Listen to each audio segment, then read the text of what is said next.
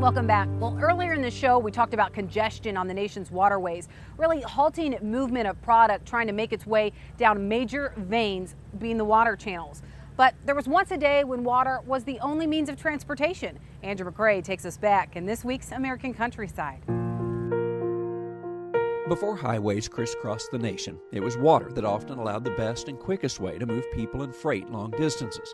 In the 1830s, the state of Indiana began an ambitious project to create one such highway. The canal was to help build commerce. You were going from the river, the Ohio River, back up to east central Indiana. And eventually they hoped to interconnect everywhere with the canal system itself. Today, Jay Dishman helps oversee the historic waterway that remains from nearly 2 centuries ago. The Whitewater Canal connected Cambridge City, which was on the National Road, to Lawrenceburg on the Ohio River.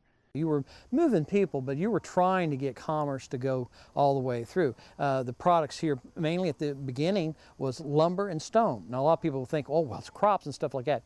No, not yet. I mean, that was a little bit early. The entire canal was fully operational in the early 1850s, but by the end of that same decade, it was already on its demise as a transportation route. Railroads took over the towpaths, once used by horses, to pull the canal boats.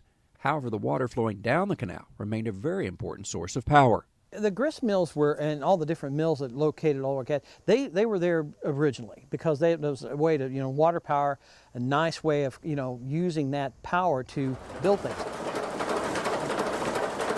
You can come here and see the working grist mill that dates to the turn of the last century. It continues to grind grain to show the important businesses that spring up along the route. The water wheel next to the Whitewater Canal provides the power. Plus, you'll still find boats that ply a short section of the waterway for tourists. But there is a truly unique part of this site that may be underappreciated unless you know the full story.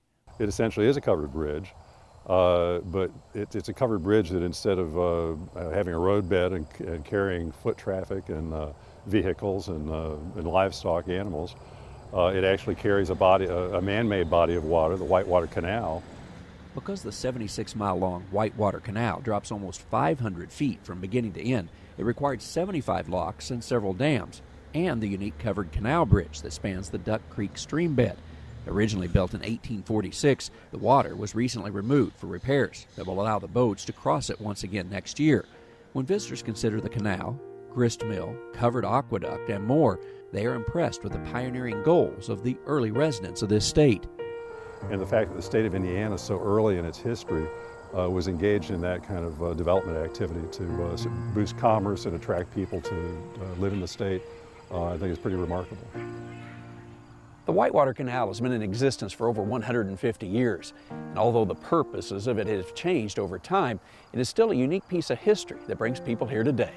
Traveling the countryside in Metamora, Indiana, I'm Andrew McCrae.